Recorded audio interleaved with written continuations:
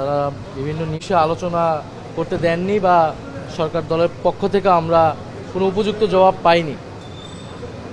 সরকার দলের পক্ষ থেকে ট্রেজারি বেঞ্চ থেকে স্বরাষ্ট্রমন্ত্রী উনি একটা বক্তব্য দিয়েছেন, যেখানে জুলাই সনদ বাস্তবায়ন যে আদেশ, সে আদেশকে উনি অবজ্ঞা করেছেন, আদেশটাকে নিয়ে প্রশ্ন তুলেছেন সংসদে, যেটা আসলে উনি পারেন না।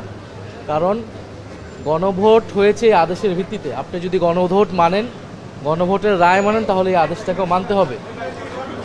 এবং সরকার দলীয় মাননীয় প্রধানমন্ত্রী তিনিও কিন্তু হ্যাঁ এর পক্ষে প্রচারণা করেছেন।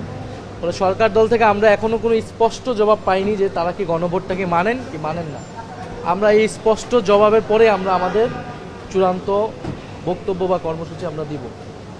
দ্বিতীয়ত আরেকটি কথা উনি বলেছেন যে দুইটি শপথ নেওয়ার বিষয়ে আমরা যারা নিয়েছি সংবিধান সংস্কার পরিষদের সদস্য হিসেবে এই শপথটি অসাংবিধানিক, এই কথাটি উনি বলতে পারেন না।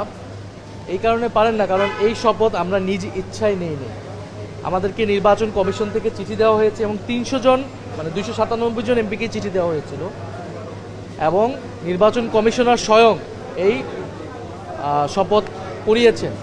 ফলে এই শপথটাকে যদি অসাংবিধানিক বলা হয়, তাহলে নির্বাচন কমিশন এবং প্রধান নির্বাচন কমিশনারকেই সংবিধানের বিরুদ্ধে দাঁড় করিয়ে দেওয়া হচ্ছে।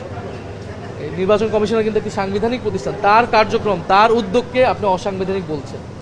বরং তারাই গণভোটের যে এই রায়ের পরেও, গণরায়ের পক্ষে আসার পরেও তারা শপথ নেয়নি এবং মনে হচ্ছে যে সংসদ সেটিকে এড়িয়ে যাওয়ার এক ধরনের চেষ্টা হচ্ছে।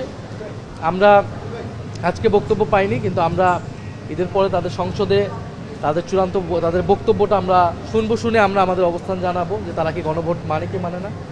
সংসদ একটা আমাদের কার্যক্রমের একটা জায়গা, রাজপথ বা আমাদের রাজনৈতিক জায়গাটা আর একটা জায়গা।